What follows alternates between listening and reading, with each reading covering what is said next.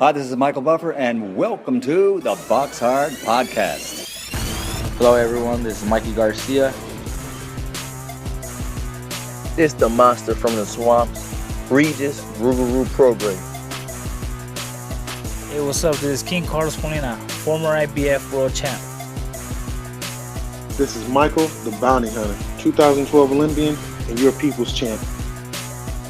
This is Charlie Edwards, flyweight champion of the world. This is Fast Eddie Chambers, and you're listening to the BoxHard Podcast with my main man, Joey Coastman. Hello everybody and welcome to episode 426 of the BoxHard Podcast. I'm your host Joey Coastman. I'm joined as ever by former heavyweight world title challenger. It is of course the main man, Mr. Fast Eddie Chambers. Eddie, how you doing this week, sir? I'm doing good, my man. How's you feeling? Always good when speaking with you, Eddie. I'm going to dive straight into the review part of the show. This one went down last Friday, December the 8th at The Fuse in Partington, Manchester, Lancashire, United Kingdom. Couple fights to mention, two guys that are friends of the show. We're going to start here with Paul Butler. He's now 36-3. A KO for him in round 2 against Nabil Ahmed, who's now 2-26 with 2 draws. A complete and utter mismatch, as we all knew going in. Ahmed down in the second round prior to being knocked out by a right hand. Also on the card, Callum Johnson, like I say, returned to the ring for the first time in, I think, 2 years. He obviously came back here at cruiserweight, and he only had a couple of days' notice. But Daryl Sharp stepped in, who's a really tough journeyman, who was eight wins, 120 losses, and a draw. But he'd only been stopped 3 times. Well, Callum Johnson's actually stopped him in the first round there, so I suppose that's a bit of a statement, even though obviously, Callum Johnson at his very best was world level, and Daryl Sharp is a journeyman, so let's not get too carried away. But it's still a bit of a statement, although, like I say, there's a real mismatch in terms of levels there. Moving now to the York Hall in Bethnal Green. I was at this card here. I'm going to just touch on 2 fight results. Archie Sharp, friend of the show, now 24-0. A points win for him over 8 rounds against Victor Julio, who's now 16-10. I was saying Victor Julio is very consistent. He put together 16 wins in a row and then 9 losses going in, but it's now 10 losses. I think he'd been stopped in about 4 or 5 of those 9 losses going in. I expected Archie Sharp to stop him, but it didn't look likely at any point over the 8 rounds. But yeah, a dominant one-sided victory there for Archie Sharp, who, again, will be looking to have a big fight in the early part of 2024. And also on the card, the main event, we'll be speaking to him a little bit later on in the show. Elliot Whale with a win here. He's now 8-0 with 4 KOs. His opponent, Darren Tetley, retired at the end of round 4 with an injury to his eye, so didn't come out for round 5. Darren Tetley now 22-6, and Elliot Whale becomes the quickest man to stop Darren Tetley. Great win there for Elliot Whale. Moving now to the Wind Creek Event Center in Pennsylvania, USA. Over here, former world champion Jarrett Hurd with a win. He's now 25-3. He was able to beat Ty Edmonds, who's now 14-6. Ty Edmonds didn't come out for round 5, so a 4th round retirement win there for Jarrett Hurd, who, as we know, is in horrendous form. 3 of his last 4 fights he's lost, and he was coming off 2 back-to-back losses, including a KO loss in his last fight back in March. I didn't see that fight there the other night, but it's good to see him back with a win at least. I just can't understand how he fell off so bad from being such a dominant world champion at 154. He now finds himself up at super middleweight for that one there. Also on that card, friend of the show, Jesse Hart, is now 30-3. A TKO for him in round 3 against the overmatched Jason Minder, now 14-8 with a draw. All the best there to Jesse Hart, friend of the show. Moving now to the Pullman Hotel in Albert Park, Victoria, Australia. Over here, Friend of the show, former world champion Andrew Maloney proceeded to 26-3. A unanimous decision there over 10 rounds against Judy Flores, now 13-2. All the best there to Andrew Maloney. Moving now to France over here at the Stade Roland Garros in Paris. Over here, Tony Yoka once again upset. He's now 11-3 with all 3 losses in a row. Unbelievable. This Olympic gold medalist has really fell off so bad. He got in there with Riyad Mary, who's not a fantastic fighter at all, but Mary's now 32-2. A split decision over 10 rounds there for Mary.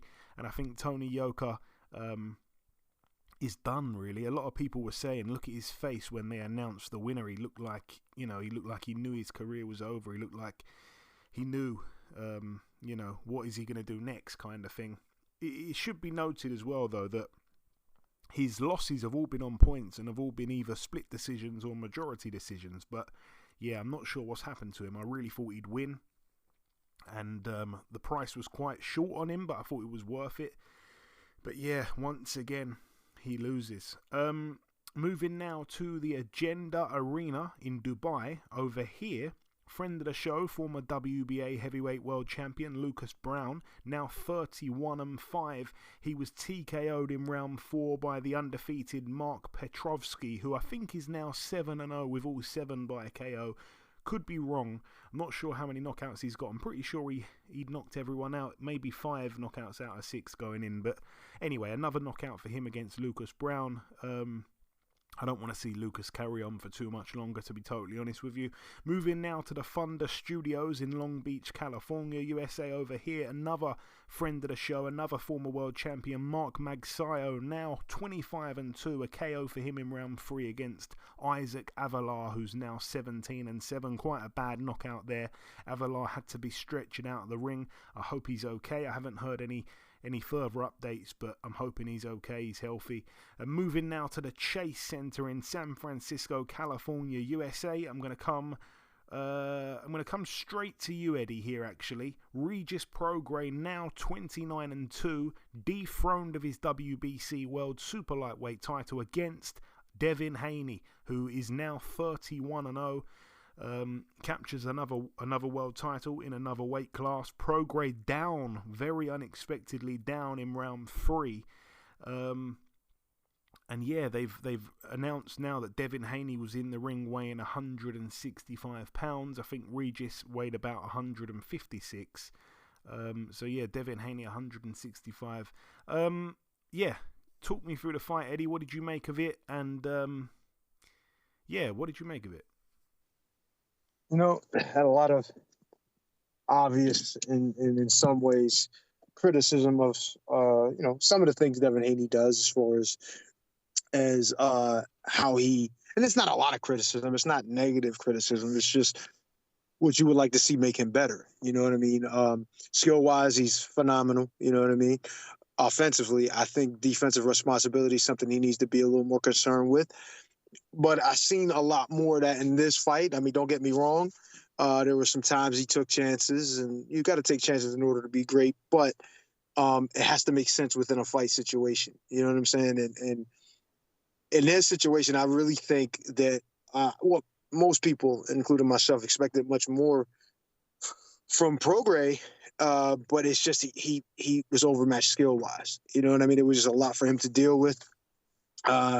I don't think he's ever had to deal with someone to the magnitude of what Devin Haney is skill-wise.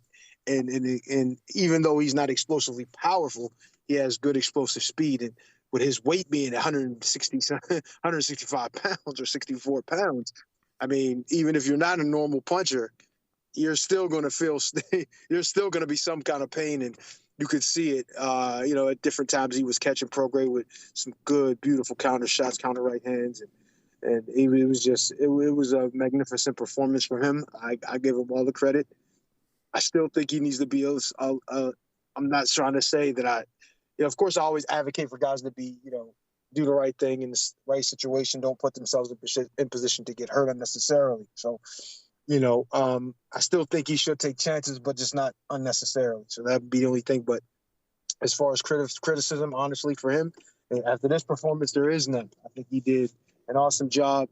I think he literally won every round. So obviously he dominated the fight. I think early in the fight, though, Prograis was trying to get a foothold, was trying to do a few things, but it just wasn't working. You know what I mean? You could see the difference in ability and skill. And, the good thing about Prograis after the fight was over, he understood things that he needed to do to improve and what he needs to go back to the gym and improve upon before his next fight.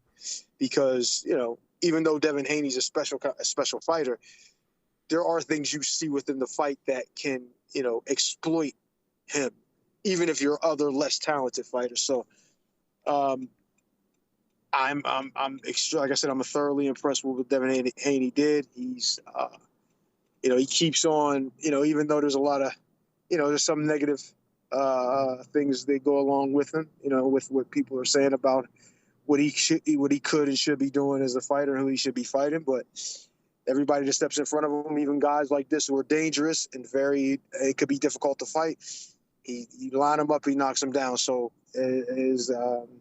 as things look right now, he's in a good, solid situation, and I'm hoping to see him in there soon. Hopefully, with a name that we all recognize and want to see him in against. But man, you gotta get a kid credit. He looked awesome. Yeah, massive credit to Haney. I mean, that's definitely the performance of his career. It's a real solid win, and no one can take it away from him. Obviously, the early couple of rounds, and I really do mean couple of rounds, were just, feel-outs, kind of cagey stuff. Regis at that point was using a bit of his lateral movement. But yeah, then, he started to outwork Prograis. Even in those early rounds, he was taking the rounds, and that's when obviously in the third round, Prograis walks into a jab and down he goes, perfectly timed by Haney. I don't think Prograis was particularly hurt, but obviously a 10-8 round, and it was a horrible start to the fight for Prograis. And I think from that point onwards, Haney just grew and grew and grew in confidence. He was able to execute a fantastic game plan. We all knew he wasn't going to stand in the ring and trade and give Regis, a big chance, in the fight to touch him up. Bill Haney was doing a lot of talking in the build-up, saying you're not going to step to Haney. Obviously, it was all kidology in the end. Haney was never going to fight him like that. And to his credit, I thought he was brilliant. I think Haney looked really good engine-wise. Didn't seem to be tired at any point. He was really mastering the distance as well. Obviously having the longer arms, he was able to catch Regis when Regis would be falling short time and time again. But yeah, I think the story of the fight really was the speed of Haney, not just with his hands but also with his feet as well. Regis was just too slow, once again doing the same stuff that we criticised him for doing in his last fight, unable to cut off the ring. After a few rounds you could just see like there's nothing that Regis Prograis can do with Haney. It was all Haney, and like I say, the scorecards reflect that. 120-107 across all three. So Regis didn't even win a round. Very, very easy fight to score. I think Regis as well was hurt a few times in there, but again, he was never going to get stopped by Haney. No way. But yeah, I mean, we said it on last week's show. It's either going to be Prograis KO or Haney on points. I don't think it takes a rocket scientist to predict that, to be honest with you. But it went the way that we thought it could have gone. It was just a case of if Haney could keep it up, and if Regis would allow Haney so many exit routes. When he got him against the ropes, he wouldn't close off the exit, and like I say, Haney just too good on his feet. So yeah, massive credit to him. I'm quite happy with the fact he's won all the belts at 135, come up to 140, he's beaten Regis there, and it's going to be interesting to see what happens with him next. I would love to see him in with Subriel Matias. I'm sure you would agree there, Eddie. But anyway, moving on to the other fights on the card. Liam Parrow with a win. He's now 24-0. I actually thought Montana Love could pull off an upset because he was the underdog. I thought Montana Love was worth a little shot at about 3-1 on points, and it was going that way. I think Montana Love was boxing quite nicely early on, but like I said on last week's show, I don't think he holds a shot too well, and he goes down twice in round 6. You know, he just got caught, and when he gets caught, he kind of struggles from that point onwards. You know, he gets hurt and doesn't really know what to do and ends up trying to trade and gets caught again. So he goes down twice in round 6, and that's the KO. It was for the WBO Global Super Lightweight title. Montana Love finds himself in a difficult spot now, 18-2 with a draw. He's lost 2 in a row, both to Australian fighters. Liam Parrow moves on. Ebony Bridges as well in an absolute shocker. I don't know if you saw this, Eddie. I wasn't watching this fight. I was watching the other card, so I actually missed this one, and I'm not going to watch it back. But in a nutshell, Ebony Bridges was fighting here. I think it was the defense of a IBF World Bantamweight title. On last week's show, I was unsure if the belt was vacant because it said it was vacant, but apparently it wasn't vacant in the end, so I don't know what was going on there. But anyway, Ebony Bridges defending her title against Mayo Yoshida, who had lost the fight 4 weeks earlier and was given about a week's notice, maybe 10 days notice. Basically, they offered the fight to the girl that beat her 4 weeks ago, but the girl in question, Sharetta Metcalf, she turned it down because she said, I'm not really prepared, so I'd rather, have some proper notice. So they offered it to the girl that she beat. And then Mayo Yoshida goes in there with, like I say, a week to 10 days notice against Ebony Bridges and wins a unanimous decision. And the scorecards in the end, 99-91, 99-91 again, and 97-93. So basically, she's gone in there on short notice and completely dominated Ebony Bridges, who's now 9-2, loses her world title. And Mayo Yoshida, the new champion, now 17-4. I think her daughter got in the ring afterwards. There was a lot of tears. It was nice to see that little bit there. Ebony Bridges has gone back to the UK and bought a new Porsche, which she is gifting to herself as a Christmas present. But I think, she needs to get back in the gym, man, because I don't know. I've never been a massive fan of hers, and yeah, she's been found out there a little bit, and that's really bad. You give someone about a week's notice, 10 days notice, they're coming off a loss 4 weeks ago, and they go in there and dominate you almost every round. That's embarrassing, man. Also on the card, Andy Cruz looked really, really good. A 3rd round KO against Giovanni Straffon, who's now 26-6 with a draw. Andy Cruz, like I say, I thought we could see a few rounds here. I did expect a few rounds. Straffon had only been stopped once, and Andy Cruz, in his one other fight had gone the distance. There was nothing to suggest he was going to be a knockout artist. However, there was a lot of spite in those shots, and you could see Straffon just didn't have the technical nous to be able to deal with what Cruz was bringing to the table. Cruz hit him flush so many times, even in the first round, and it was only going to be a matter of time before he got the stoppage, and he did get it in the 3rd round. So a brilliant performance from the Olympic gold medalist, now 2-0 as a pro. That one was for the IBF International Lightweight title. Also on the card as well, Beatrice Ferreira with a KO in round 8, the final round. She's now 4-0. That one was against Destiny Jones, who's now 5-2. I think she was quite upset to be stopped there. I can't remember entirely what happened, but I'm pretty sure she was complaining. I think the referee might have stopped it. Can't remember now, but Destiny Jones was down in round 7. That's really it, really. Moving now, though, to Charles F. Dodge City Center in Pembroke Pines, Florida, USA. Eddie, I don't know if you saw any of this. If you did, please jump in.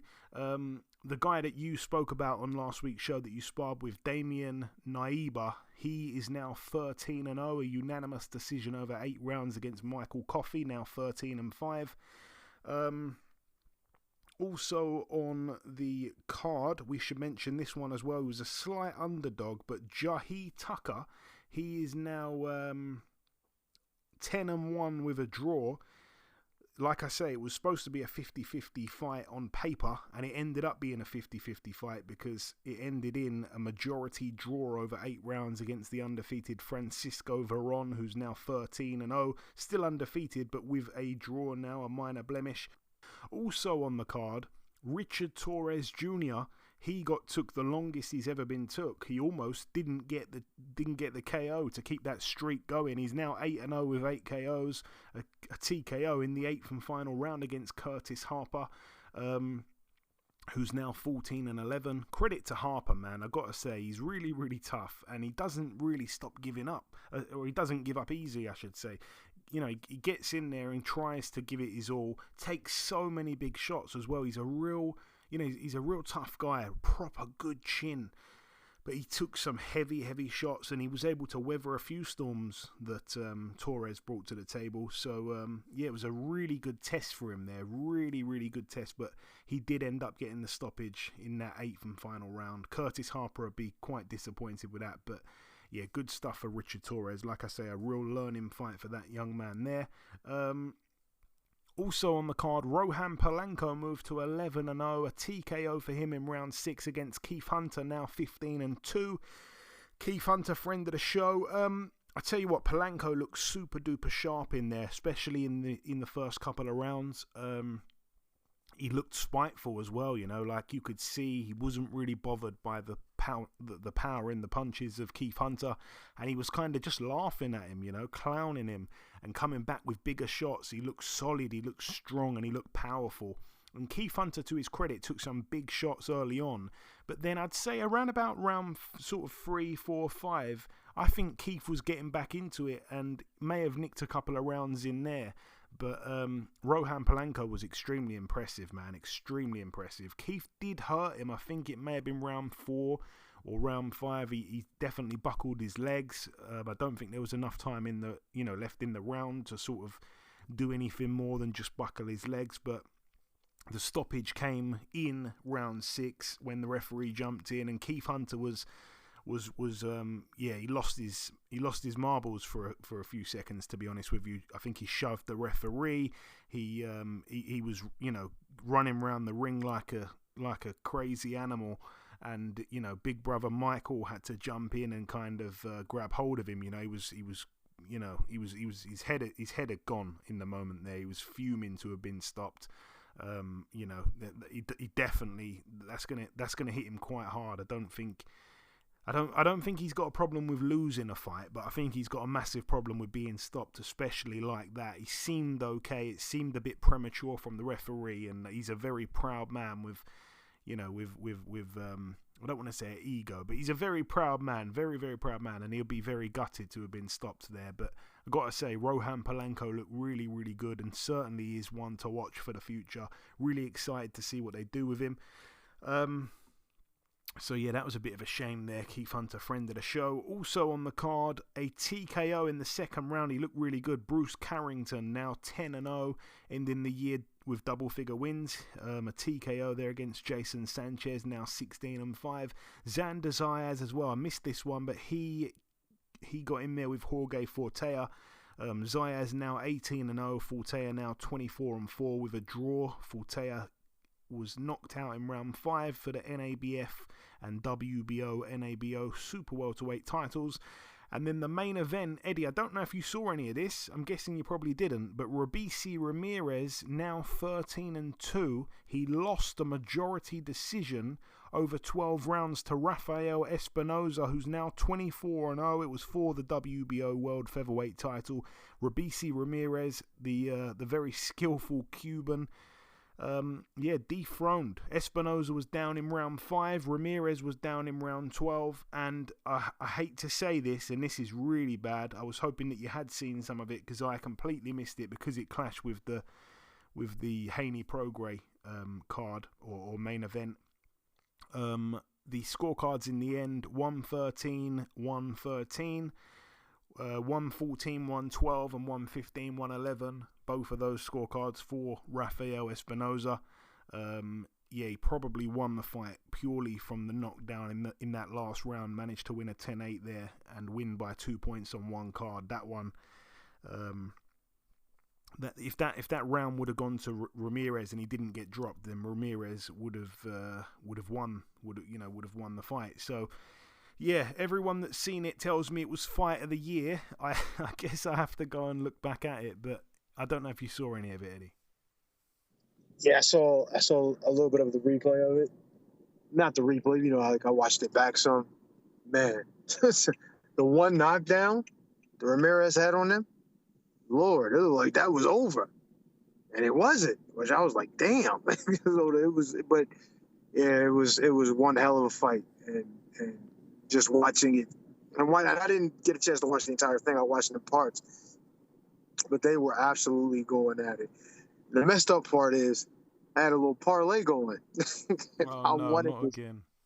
Yes, and I picked. I think, and when I can't remember what round he dropped him in because I was watching the highlights. But like I said, the knockdown looked awesome. Like boom, like he was gone.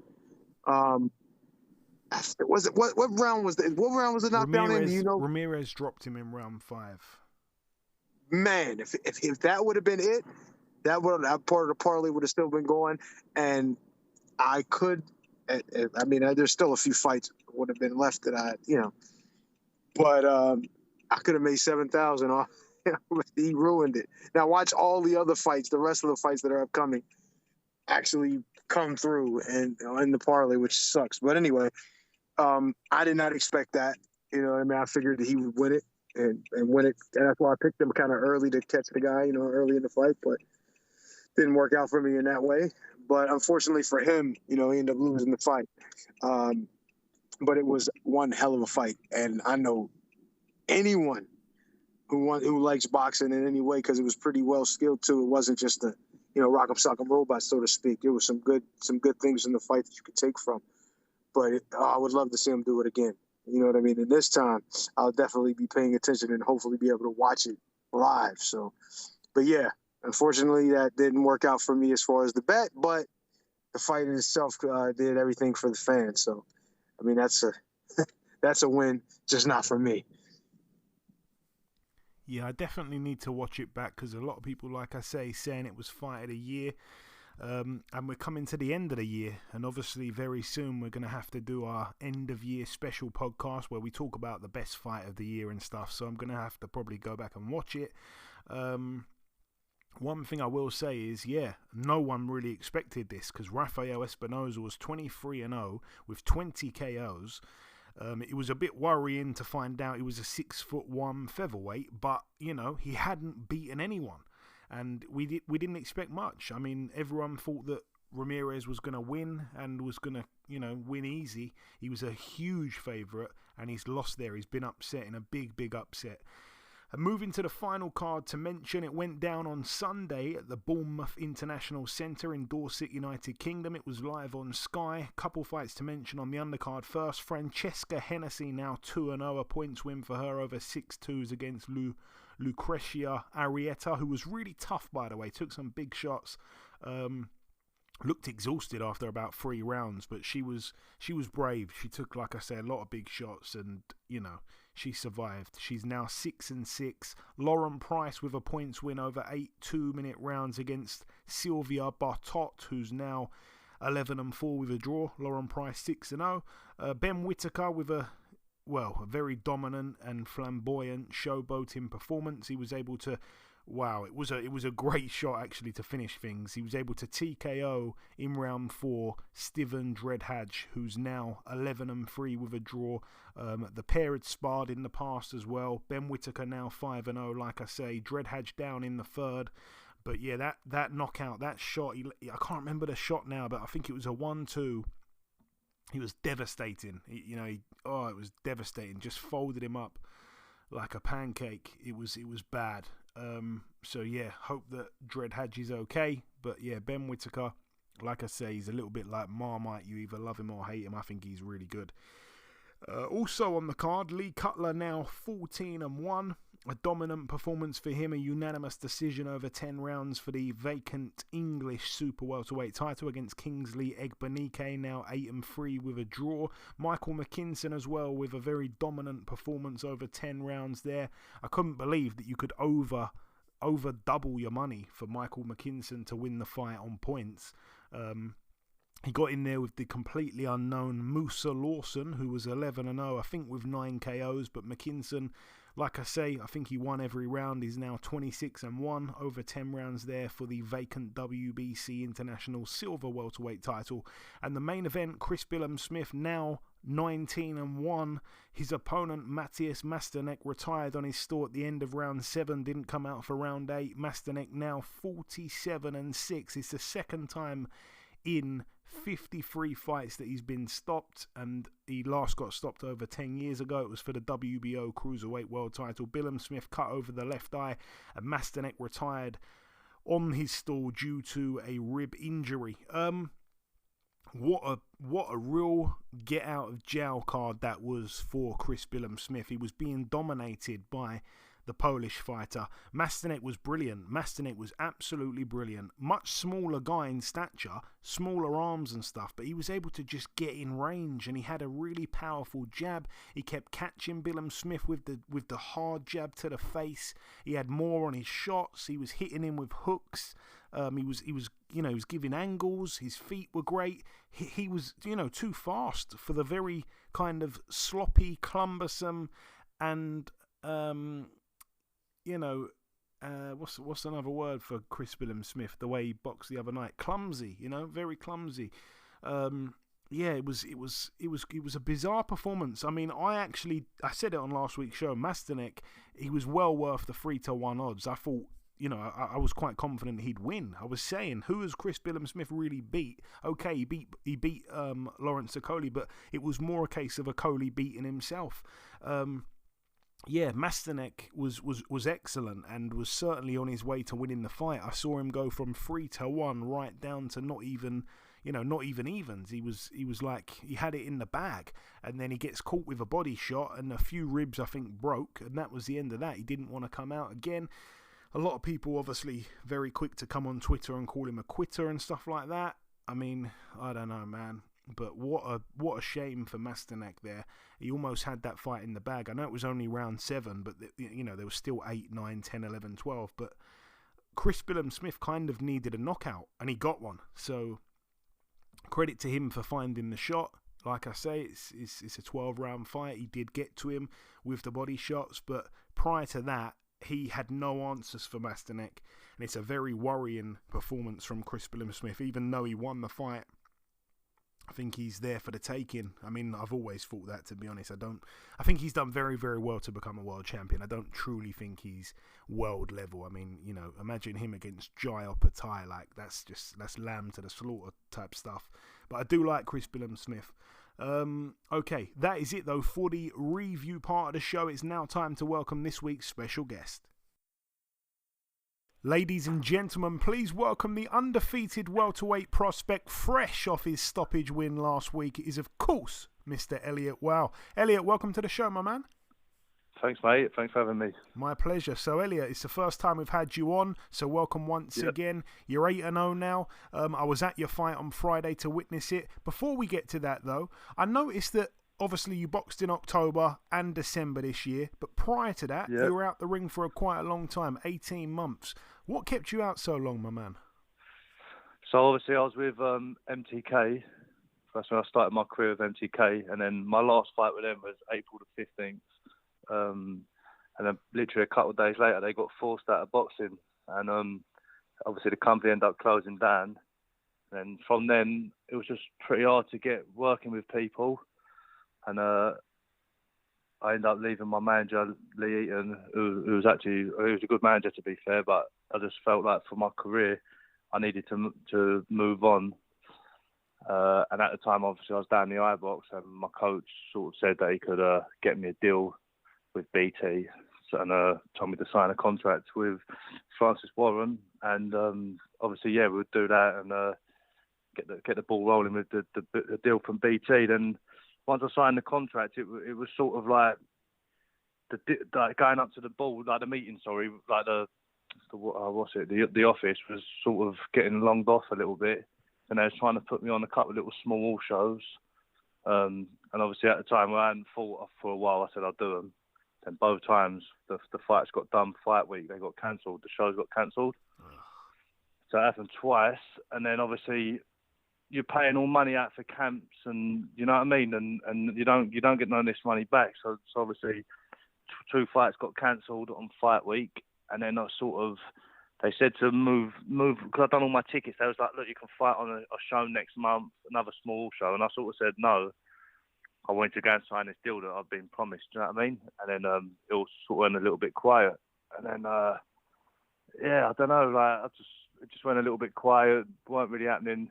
Then eventually I got released from my manager's contract, and then I felt like my best option was to leave the gym. You know what I mean? Because at the time nothing was really happening for me, and don't think my best interest was at heart. So I ended up leaving the gym, having a bit more time out, and decided to get in a new gym. And since I've joined that team, it's been really good, and they've got me out. I literally went up there just a couple of months before October, and they've got me out in October and in December again. So, yeah, happy days. So I'm back now. It's good to see you back active, and also it's good to get the backstory. Obviously, a lot of boxing fans and stuff don't know about the politics and all the rest of it. It's such a difficult game outside of the ring. The pro game's very, very hard. It's a very, very hard game. The business side of things, like the fighting's easy. Do you know what I mean? But it's hard. But the business side's really, really difficult. And look, it just weren't working out in my area and at iBox and whatever. So I've ended up leaving there, and it seems to be the right move. So I'm happy. And yeah, as you said there, you was previously at the iBox with Al Smith. Who are you training under now, Elliot? So I train at Box Smart Elite in Walsall. The coach is called Shiny. He's actually he's an amateur coach as well as a pro coach. He's got a pretty good pro stable. A lot of fighters that are prospects. He's got Aaron Bowen, who's with Matchroom. He's got Macaulay, Owen, Jim Smith. They're with BT. I think Dan Kerrigan's going to go with BT or TNT, Frank Warren, whoever you want to call him. So he's got a good little stable of prospects, and I sort of knew him from the amateurs. And he took me on my last fight as an amateur to Italy. And obviously, he obviously follows me on Instagram. We all follow each other on Instagram, and he could see I wasn't fighting, and he used to always just reach out to me and stuff like that. Then in the end, he said about coming up there and trying it out. So I went up there. So I trained with him in the evenings. Then my manager's now Errol Johnson, and he's got a gym, BCB, which obviously got like Liam Davis, Tyler Denny, Zach Parker, obviously a few others as well. I train with them in the mornings. So that's why I'm up there that way now, Monday to Thursday. So that's a lot of driving. Yeah, well, I stay up there. Monday. I get a hotel and stay up there. Obviously, it's a difficult one because, well, at the time of the contract stuff going on, when I was at iBox and they're not fighting, my missus was pregnant, so it sort of gave me the kick up the arse. You know what I mean? To sort of get my contract back and leave the gym, because I felt like I needed to do this. And then obviously my little boy was born, and a couple of months later I was up in Walsall. It's like, you know what I mean? Bit of a mental one, but I'm doing it for them and, you know what I mean, myself as well. So it's the right thing to do, I think. Yeah, no, excellent. I'm happy for you. Just to let the listeners know, I just wanted to ask some of the names that you've sparred over the years, Elliot. I know that you must have sparred some good fighters over the years. Just drop us a couple names. So as an amateur, I went and sparred Josh Taylor for the Victor Postol fight. Funny enough, I sparred who else? Luke Campbell when he was fighting Lomachenko. Done loads of rounds with O'Hara Davis, who's now going to go on and fight for a world title if he wins his next fight. Do you know what I mean? He's an eliminator to fight for a world title. I've done loads of rounds with him.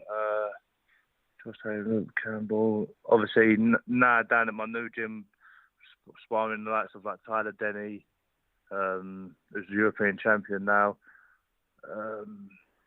Even at iBox, to be fair. We had loads of sparring there. Jordan Reynolds, Danny Dignam, Pierce O'Leary, like Kevin Ajarko.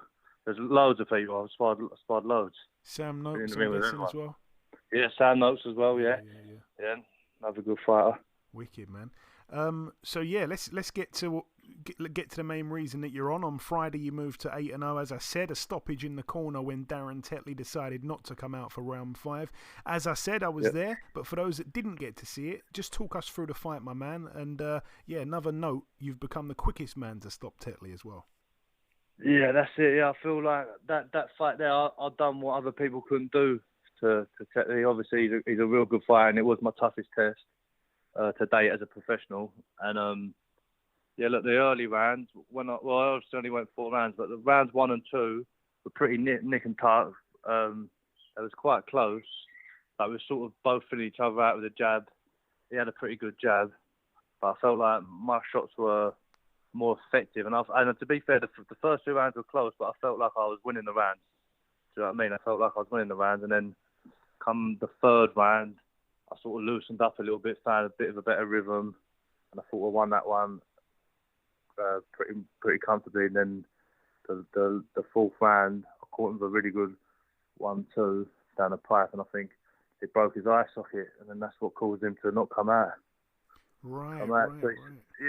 So he said, because obviously at the time, I know Darren's tough, you know, like he's boxed a lot of people and he's been put over. I got back up, carried on fighting. Do you know what I mean? So I was expecting to either get him out there later on or go the distance. You know what I mean? Because I know he's tough. I know he's a tough man. And I was a bit shocked when he didn't come out. Then obviously he said to me after, like in the ring, he said, the first round I perforated his eardrum, he thinks, and then he was like, you've done something to my eye socket, because he said like his whole face has gone numb, and it turns out that he's broke it or fractured it or whatever. So right, okay, nice for clearing that up, because on BoxRec I think they've got it down as a cut, and I remember being there thinking I couldn't see a cut, and I was actually going to ask, how bad was this cut, because I couldn't really see it from where I was sitting. He didn't have no cut. No, okay. That's what it was. It was a fractured eye socket or a broken eye socket. I'm not sure. And going into the fight, I mean, I thought it was a really big step up for you. And if I'm being honest, quite risky. You look at his recent form, you know, it's not great on paper, but he's been more than competitive in most of those losses. Did you think it was a risky fight, Elliot, or were you just kind of oozing with confidence going in? Nah. Do you know what? I think it was the right fight for me at the right time. Listen, my team, they know me from amateurs. They know the level that I can get at. Then obviously I'm training hard. That they believe in me, you know, and I believe in myself. And on paper, it looked even and it looked like a hard fight. But I know my own level and I know my own ability. And like I said, I thought it was either going to go the distance or get him out late. But I was confident of getting the job done. And it proved it was the right decision to make, really. And you didn't waste many shots at all. I thought your shot placement was probably the best thing you did. I don't think you necessarily caught him with anything too massive, but the placement of the shots was what was doing the damage from where I was sitting. I mean, your jab was straight and strong. Your shot placement was great, man. I think, that's my assessment anyway. Where does that performance rank compared to your other performances as a pro, Elliot? It's definitely my best performance, to be honest, because of the level of fighter that I was in there with. Yeah. But if you look at my record, in only 8 fights, I've fought 4 people with winning records. 2 of them have been unbeaten. Do you know what I mean? Like that's not, obviously it was a big step up, but I've already boxed 2 undefeated fighters and took their road. Do you know what I mean? From so early in my career, that weren't like for me, it weren't like a big jump in my opinion. Do you know what I mean? Obviously, he's fought at the highest level, and it was my toughest fight, but it weren't like I was just jumping into a city fight sort of thing. Yeah, fair enough. That definitely ranks as my best performance, but I'm just getting better and better now. So hopefully, more to come. And speaking of more to come, ideally, when do you want to be out next, Elliot? I'd love to be out every month, but I think when I spoke to my manager the other day, he's just doing some work and having a little look about and seeing what he can get for me and things like that. I'd love a title next, or try and get a little deal, like a promotional deal with like a contract with one of the big promoters.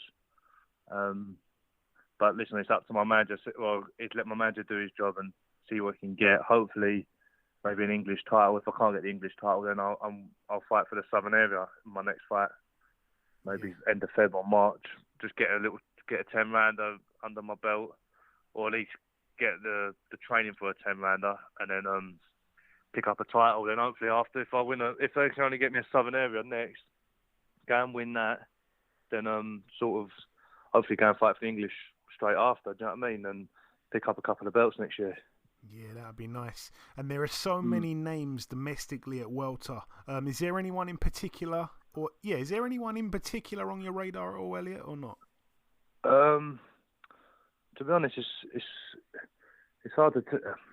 Obviously, you've got Harry Scarf just won the British title, and I'd love to win the British title. So, of course, he's got a target on his back. Anyone with belts, to be honest, whoever's got the belts, I want to fight. And if I'd love to have the opportunity to fight for a British title now, but obviously, I know my team. You need to. It's a thingy. You need marathon, not a sprint.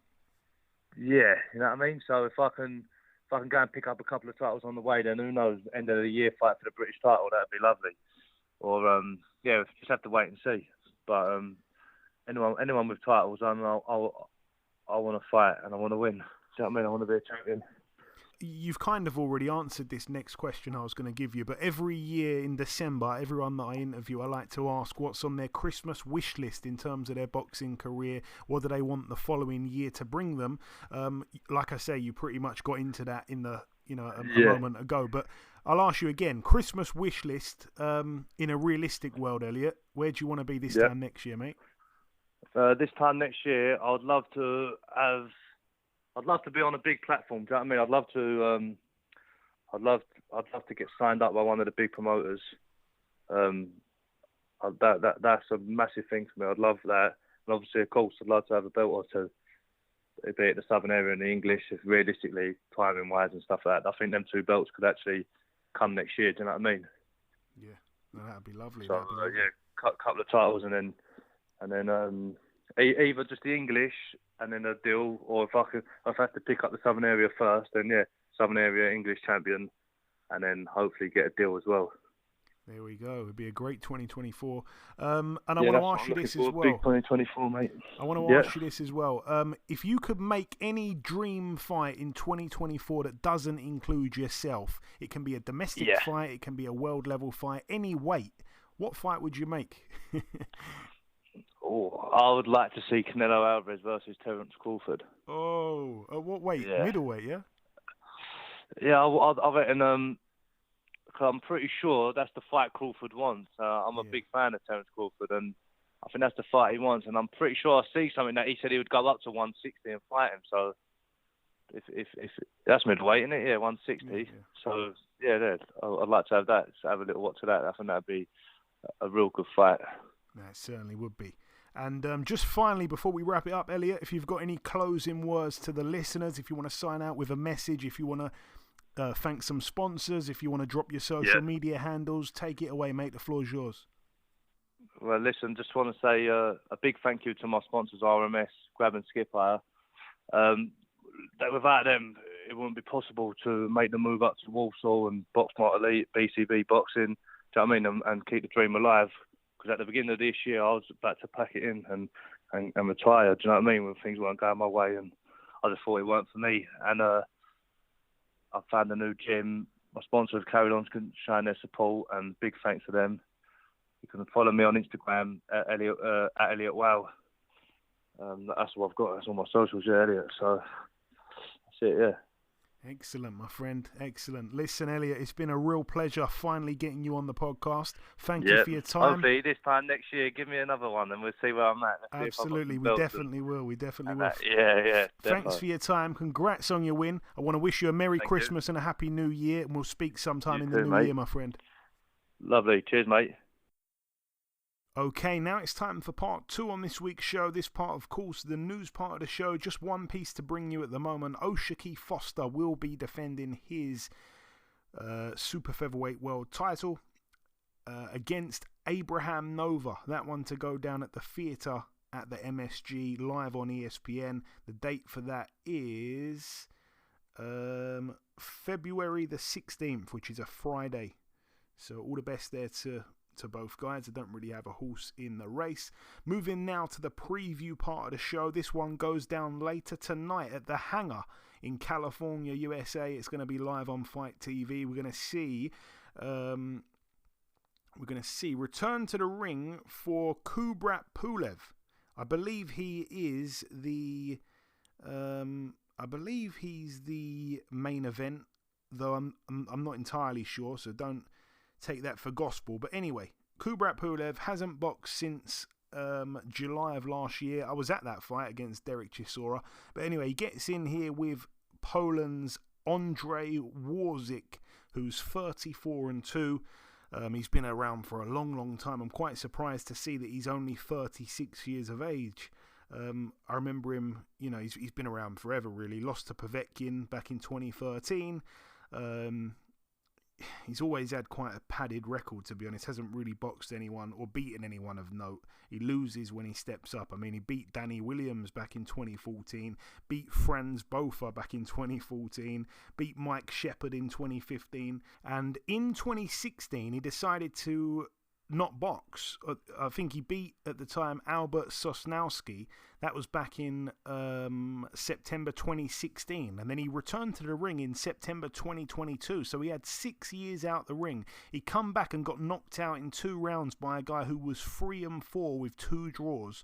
Then he come back in July of this year, and he knocked out a guy in 1 round who was 6-2 with a draw. So basically, he's had 2 fights in the last 7 years, and he's done 3 rounds in that time. He got knocked out in 2 rounds and beat one guy by knockout in 1 round. So I don't expect him to be any match over 10 rounds for Kubrat Pulev. Kubrat Pulev should knock him out with ease, to be totally honest with you. Also on the card, we're going to see the brother of Kubrat Pulev. He is currently 17-1, Tavel Pulev.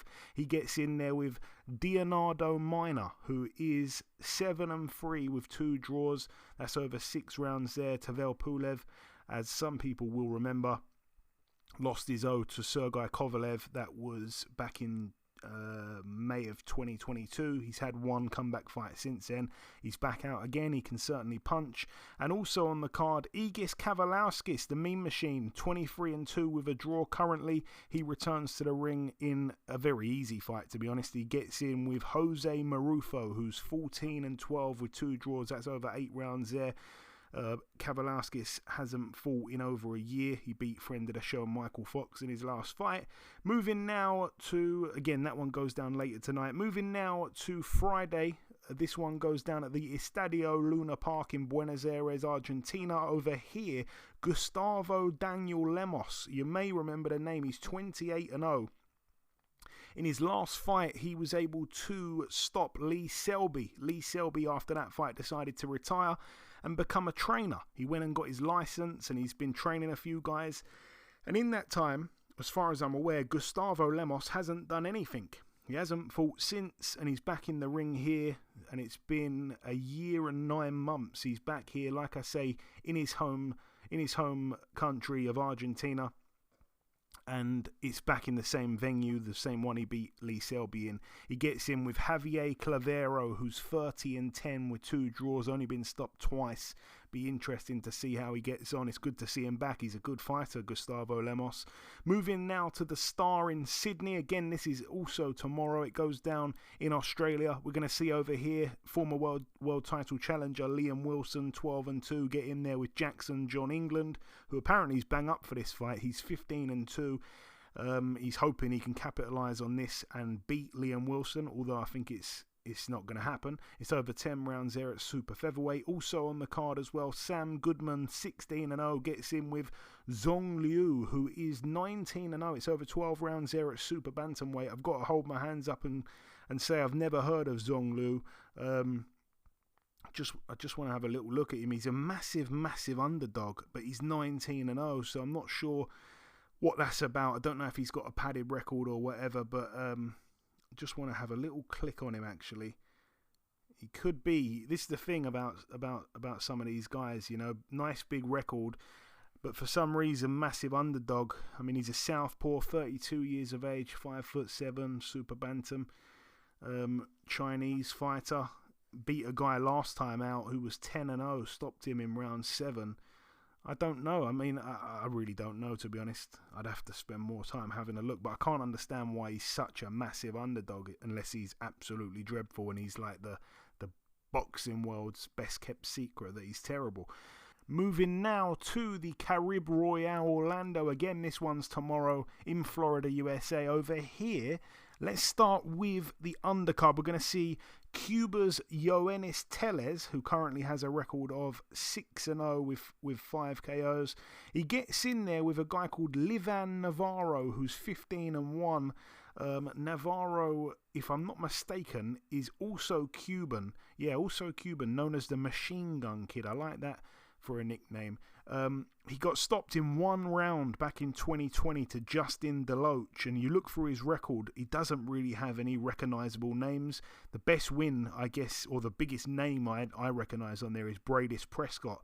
He went 8 rounds with him and beat him unanimously back in 2019. Bradis Prescott, yeah, I mean, God, he would have been well finished by then. Anyway, Yoenis Tellez is certainly one to watch, by the way, because he's the guy, last time out, he stopped Sergio Garcia, and that was a massive statement from where I'm standing. Sergio Garcia, just to recap, obviously, was 34-2, and he took him on in just his 6th fight, Tellez. And Sergio Garcia obviously had been in there with the likes of Tony Harrison, the likes of Sebastian Fundora, Ted Cheeseman, and other guys. And he stopped him in 3 rounds, become the only man to stop him. So he's certainly one to watch, Yoenis Tellez. Can't wait to see him again. This one's going to be on DAZN. And also on the card as well, 2 females that are friends of the show. May the best female win. Shadeja Green, 13-0 over 10-2s against former world champion Franchon Cruz DAZN, who's currently 8-2, is for the vacant WBC World Super Middleweight title. Franchon Cruz coming off that loss last time out to Savannah Marshall, which was a majority decision over 10 rounds, by the way. I don't agree with that. I think Savannah won it quite clearly, but that was just my opinion. But yeah, she's a friend of the show. I quite like Franchon Cruz, but it's going to be interesting nonetheless. My pick is probably Shadeja Green on points. I don't think she's going to stop DAZN. Also on the card, Jake Paul, the headliner, 7-1 as a pro. He gets in there with a pro. I don't know if you've heard of this guy, Eddie. I certainly hadn't until the fight had been made. Andre August, who's 10-1 with a draw. 5 KOs. He's a cruiserweight. He is 35 years of age, though he's a cruiserweight with a height of 5'10". He got knocked out in 2 rounds in his 1 loss back in 2018 to Eric Abraham, but he's been a pro since 2013, which is quite interesting. So he's obviously been boxing for a long time, but he's been quite inactive. I mean, 1 fight in 2013, 1 fight in 2014, 2 fights in 2015. Then he has nothing in 2016, 2 fights in 2017. He gets knocked out in 2018 in his 1 fight of the year. He comes back in 2019 with 4 wins, and then he takes almost 4 years out, and he comes back in his last fight, which was earlier this year in August. So he was out from 2019, from November 2019 to August 2023, but he comes back and beats an undefeated guy on points who was 7-0 called Brandon Martin. I don't know who that is either, but yeah, I don't like the fact he's only 5'10" and he's weighing at cruiserweight kind of weight. But it's just, I just don't know this guy, and it's kind of mad that he hasn't really fought anyone of note. Most of the people he's beaten have had losing records and stuff like that. He's boxed 3 debutants, including a draw with one of them. But that was a long, long time ago, and the best-looking record on his record was 7-0, which was in his last fight, and that was his comeback fight after 4 years out. So I don't know if he's got better in that time or what, but he pretty much won every round against Brandon Martin there. But yeah, like I say, I've never heard of him. Have you heard of him, Eddie? Do you know anything about the guy? Nah, I don't think so. Although it's Andre August, right? You said. Yeah. It does sound kind of familiar, to be honest. Like, I don't know, like he was on a card or something that I don't know if I was on it or saw it or, like, I mean, obviously years ago, you wonder if it's the one. It kind of sounds familiar, but I'm not sure. I'm really not sure. But he's got to fight with Jake Paul, which is, I mean, there's a lot of people that would love to get a fight with Jake Paul because, that's dollars right away. So, it's as crazy as his career has been, obviously up and down, where he's, he hasn't been that active, only fought a few times here, a few times there. Without a doubt, with Jake Paul, losing to Tommy Fury and, them wanting to be, get him back into that, invincible, somewhat, I guess, if you want to say that at that level kind of situation. I mean, this is a good guy to pick. He's got a good record. Even if you don't look behind the numbers, he still has a good record. So it looks good for Jake Paul to get a fight, get a win against a fighter like this. You know what I mean? And he's been boxing for a long time. So he's like, he's a career fighter. There's a lot they can say, regardless of what his resume truly says. It looks good for him. You know what I mean? And the guy's obviously going to take it. It's probably going to be without a doubt, the biggest payday he's ever had. And it's just, it's worth it. All in all, and people are going to pay to see it because it's Jake Paul, and most of his supporters are definitely going to want to see it. And those who can't stand Jake Paul are going to want to see it because they're going to want to see him lose. So yeah, I mean, there's a lot to digest with it. There's a lot that that you can get from the fight. So I mean, not necessarily a hardcore boxing fan, but for the most part, boxing fans are going to. Fans of this kind of situation with boxing are gonna enjoy this kind of thing. So hey, you know what I mean. If it gets more eyes onto boxing, I'm happy with it. You know what I mean. Don't get me wrong. It's kind of a sideshow thing, but like I said, regardless, if it gets more butts in the seats to actually watch some of these real good up and coming fighters in the future, I'm all for it. There we go, Eddie Chambers, all for it.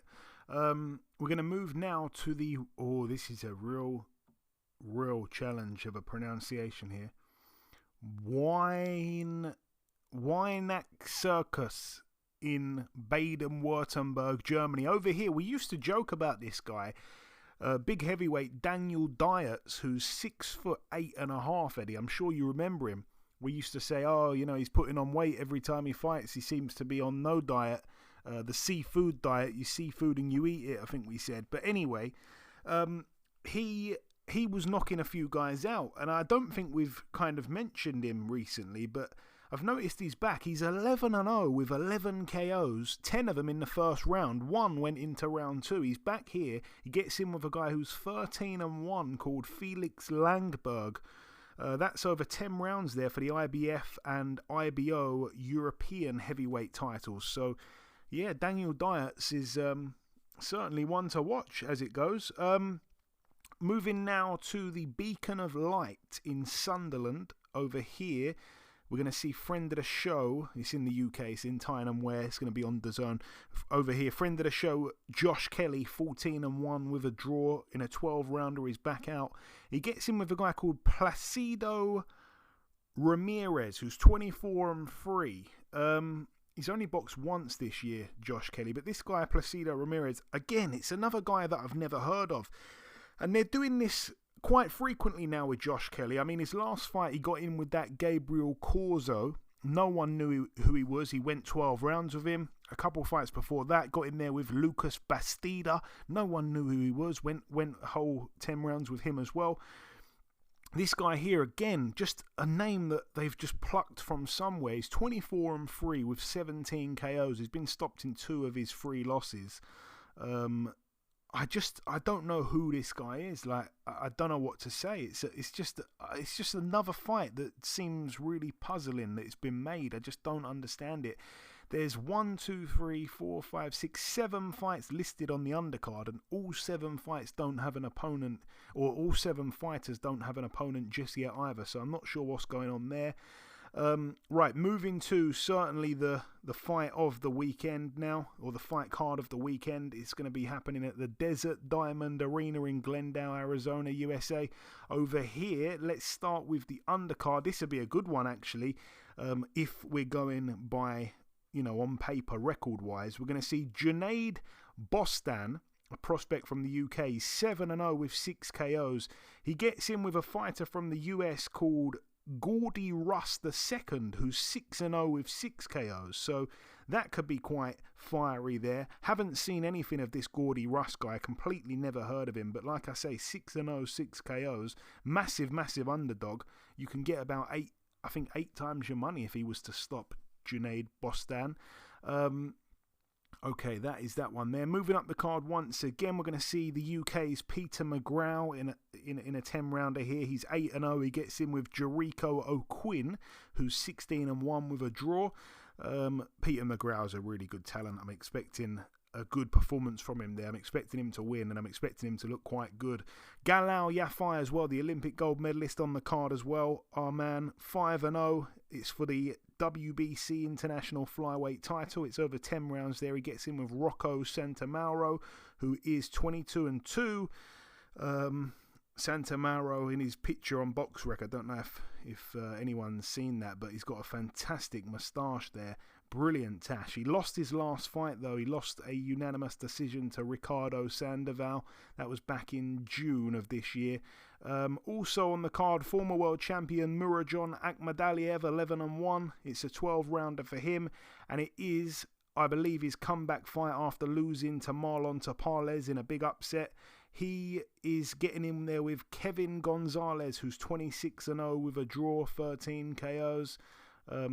5'4" southpaw from Mexico. And the main event is going to be a really good fight, Eddie, and I'm hoping that you're going to watch it because you probably haven't seen much of the UK's fighter. But let's start with a man that you have seen and do think is a good fighter. Jesse Bam Rodriguez, 18-0, and the UK's Sonny Edwards, 20-0. It's a brilliant fight, and it seems like I've been waiting on this fight to happen for such a long time. Sonny Edwards, friend of the show, unbelievable fighter, possibly pound for pound the best fighter in the UK. We've got some good fighters here in the UK. Tyson Fury, Josh Taylor, for some reason, Callum Smith. We've got some good fighters. For some reason, I'm not able to think of any others at the moment. But really skillful, pound for pound, our best fighters in the UK. That's probably the best that we have at the moment. Unless I'm missing someone now, I can't think. But anyway, Sonny Edwards, arguably pound for pound best fighter in the UK. Really, really, really good talent. Not much of a puncher, but boxing brain, unbelievable. But like I say, he's getting in with a bit of a killer here. Jesse Bam Rodriguez, although I talk about killer, at one point he was stopping pretty much everyone, one after the other, after the other, after the other. And then they gave him too many fights in 2022. I think they gave him 3 fights that year, and they were tough fights. Carlos Cuadras, Wisaksel Wangek, aka Sorongvasai, or Sarisaket Sorongvasai, and Israel Gonzalez, which was a very close fight that Gonzalez won. And he seemed a little bit burned out. So actually he's gone the distance. He's gone 12 rounds in 3 of his last 4 fights. Sonny Edwards, though, like I said, isn't the biggest puncher, and also has gone the distance in many of his last fights. He's gone 12 rounds, 1, 2, 3, 4, 5, 6, 7 times in a row. He's gone 12 rounds, and prior to that, he'd gone 10 rounds and then another 10 rounds. You got to go back 4.5 years to his last knockout. But other than that, he goes 10 rounds or he goes 12 rounds. It's a phenomenal fight, Eddie. It really is. Sonny Edwards, though, I would love to see him do it. I really would. He's a 2-1 underdog to win on points. That's the only way he wins, by the way. He's certainly not going to stop Bam Rodriguez. Bam Rodriguez, I think, can win on points. I think that's what they're expecting. And I also think he hits hard enough, and he hits hard enough to potentially hurt Sonny Edwards. I was there when Sonny Edwards got dropped by Marcel Braithwaite, who had no knockouts to his name at that point, and he certainly isn't a puncher even now, and he dropped Edwards. If Bam was to connect the way he can connect, he certainly would have Edwards down. Bam has been boxing at a level that obviously Sonny Edwards hasn't boxed at just yet, even though he's been he's a world champion. He's been a world champion. Great performance against Felix Alvarado. That's definitely the standout. Also, Maruti Mafanlane as well. Good fighter as well, I will say. That was a great win for him. But, they are good fighters in their own right, but they're not a Sarisiket Sorungvasai. They're not, in my opinion, a Carlos Cuadras. So I think those wins that Bam has are better than those of Sonny's, But Sonny dominated those guys in great fashion and may have been able to do the same against the guys that Bam beat. That's the intrigue about this whole fight. It's a great fight. Both guys have got excellent boxing brains. It's going to be a real chess match. If I'm going to pick a winner, I think I'm going to have to side with my countryman here, Eddie. Sonny Edwards. I think he can win this fight on points, but he's going to have to be on his A game. He really has to be, because I think Bam has been quite clever in the build-up. Edwards is a massive talker, doing lots and lots of talking on social media, whereas Bam Rodriguez has been very kind of scarily quiet. He hasn't given in to the mind games and the back and forths. He's decided to lock himself away, not respond to the tweets, not respond to the to the trash talking, and he's just gone away and been plying his craft behind closed doors. And for me, that's a bit of a worry. I'm expecting a lot from Bam on the night. It's going to be a cracking fight, and I'm so happy it's finally come around. But you tell me your thoughts on the fight. Like I say, I think it's going to be brilliant. Yeah, I actually know a lot about Sonny Edwards.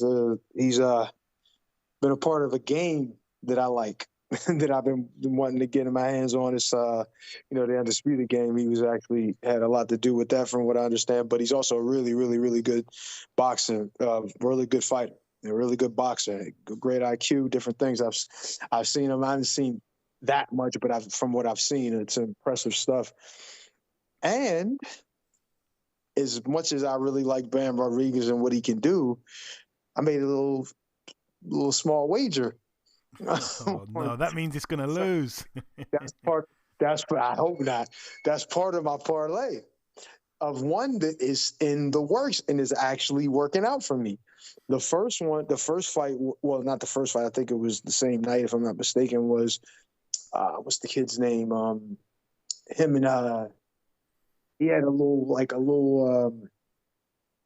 thing with what's God damn it, I can't remember. No, with Keyshawn Davis. It was him and Keyshawn Davis were going back and forth. I can't remember this kid's name. I had him winning. Was it Kid Austin? Him and yeah, Kid Austin. What's his name again? Is that what? Yeah, that's his name. Kid Austin. Something else. They call him Kid Austin. I forgot his. Yeah, I know who you're talking about. Yeah, that's him. Basically him. So, and he won. Then Ryan Garcia. No, not Kid Austin. No, Frank something. No, not Frank Martin. Another Martin, guy. Right? No, another kid. Damn it, I can't remember the kid's name. But anyway, I'll get it. This is my parlay, so I'll bring it up at some point. But he won. I think it was by knockout that he won as well, which worked out for me. Then Ryan Garcia in round 7 to 9, he ended up stopping his guy in the 8th. Perfect. Worked out for me. Now Sonny Edwards wins by decision, and I think that's the last one. If Sonny Edwards wins by decision, then my parlay comes through. I only put $5 on this, and I stand to win like 400. So, yeah, that's great. It'll be the first win that I had since I've been doing this. Yes, laugh at me. Go ahead, Joe. But it'll be my first win. Nice. It'll be my first win. Now, next time, the other one that I had that was like almost 7,000. Yeah, I didn't get that one, but I think I might get this one if Sonny can do the work, which I expect him to be able to do some good stuff in there. I don't know if he's going to win, but it would be really nice if he did. But anyway, aside from my bets and my craziness, it's a fantastic fight skill wise. The IQs are extremely high for both guys. I'm really looking forward to it. I'm definitely going to be watching this with vested interest. I want to make sure that my parlay works out, but also really just am looking to enjoy a great night of fights with that. Well, all the best to both guys there, but particularly Sonny Edwards. Hopefully he can win and put an end to Eddie's curse of picking fighters that he wants to win and they end up losing. All the best to you, Eddie. Good luck there. Moving now to the Armory in Minneapolis, Minnesota, USA. Over here, I can't believe I'm saying this, Eddie. Two guys here that are both friends of the show, both former world champions. You may feel like you've banged your head and woke up in 2008. Have you heard about this fight, by the way, before I say the two names? No. Well, maybe I did, but I just wasn't thinking of it. So let's hear it. Okay, so coming off a 2-year and 4-month layoff is Robert Guerrero, and he gets in with, coming off 5 years and 4 months out the ring, Andre Berto. What? That is a strange but interesting kind of fight. I mean, if they were both in their prime, but I mean, I think they boxed back in 2012, and Robert Guerrero won unanimously then. Right. I do remember that. I do remember they did. So I guess they're rematching it. Better late than never, right? Right. 11 years later, right, yeah. Jesus, 11 years. That is a long time ago when you think about it. Dang. But it could be still interesting. You know what I mean? These guys are still young enough to where it can be spicy. It's not like watching James Toney and Razor Ruddock, which unfortunately was, just seeing two guys that honestly shouldn't be in there, but at least they were in there together because they didn't kill each other. So, but yeah, this will be a little more interesting. Yeah, crazy fight. It's over 10 rounds as well. Robert Guerrero, like I say, he's had the much shorter break, 2 years, 4 months, but he was coming off 4 wins. He actually decided to I don't know if he actually retired, but 4 wins in a row, including one against Victor Ortiz.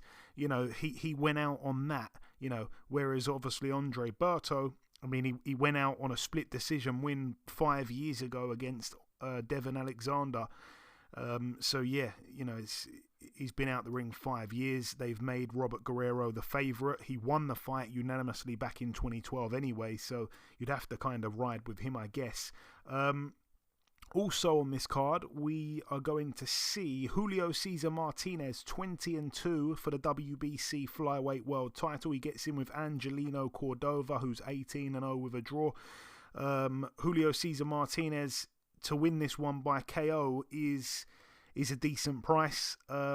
Again, I think he isn't the same fighter he was. I think that was always bound to happen. Took a lot of punishment with his face forward kind of style, and he doesn't seem to kind of be as good as he was a few years ago.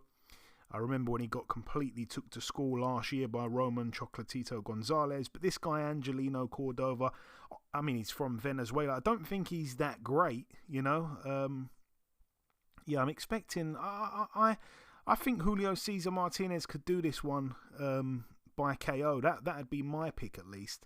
Also on the card, we're going to see the rematch between Chris Colbert, 17-1, and Jose Valenzuela, who's 12-2. The pair boxed last time out. Chris Colbert got the decision. A lot of people said that he was very lucky. A lot of people felt that he actually, won the fight because they robbed Valenzuela. The rematch goes down here. The first fight was over 10 rounds. This one is going to be over 12 rounds. So all the best there to both men. He got it by just a point on all 3 cards, Colbert. He actually is the underdog going into this rematch. And the main event, David Morrell, 9-0 for the WBA World Super Middleweight title. He gets in with Sena Agbeko, who's 28-2 from Ghana. He's been stopped one time, Agbeko. He resides in Nashville, Tennessee these days. The one loss came back in 2014. Since then, he's been boxing kind of low-level guys. Got a win against Brian Vera 5 years ago. Lost to Vladimir Shishkin back in 2021. Since then, he's put together 5 wins, 4 by KO. But obviously much lower level guys. I'm expecting David Morrell to go in there and steamroll this guy, to be completely honest. I'd probably say you probably get him in the first half of the fight. And then the final card to mention goes down in Ghana at the Accra Sports Stadium on Tuesday, December 19th. We're going to see Prince Patel 28-1 with 2 draws. I can't believe he's had that many fights. They've been under the radar fights in car parks and things like that in Africa. He gets in with Aliou Lassisi, who's 17-0 with a draw. It's over 12 rounds there for the vacant IBO Bantamweight World title. All the best to Prince Patel. But anyway, that brings the show to a close. In part 1, we did the review part. Then we welcomed our special guest, the undefeated prospect, Elliot Whale. And then in part 2, we did the news, just one thing that we brought you. And then the previewing has just come to an end. It's now time for me to come in with the outro, which I'll do in just a few seconds. Okay, and this wraps up episode 426 of the BoxHard Podcast. I've been your host, Joey Coastman. Eddie Chambers has been with me for the duration of the show. A huge shout out to this week's special guest, the undefeated welterweight prospect, Mr. Elliot Whale. The biggest thanks of all, though, goes out to you, the listeners. Thanks once again for tuning in. There has been one piece of news break whilst we've been recording the show, and it's that on February the 10th, we're going to see that rescheduled fight between Hamza Shiraz and Liam Williams. Again, the date for that is February the 10th. It's going to be at the Copper Box Arena live on TNT Sport. I don't know if they're announcing the undercard just yet, but great to see that one rescheduled. But yeah, that's about everything from myself, though. Enjoy your weekends, people, and we shall see you all again same time next week.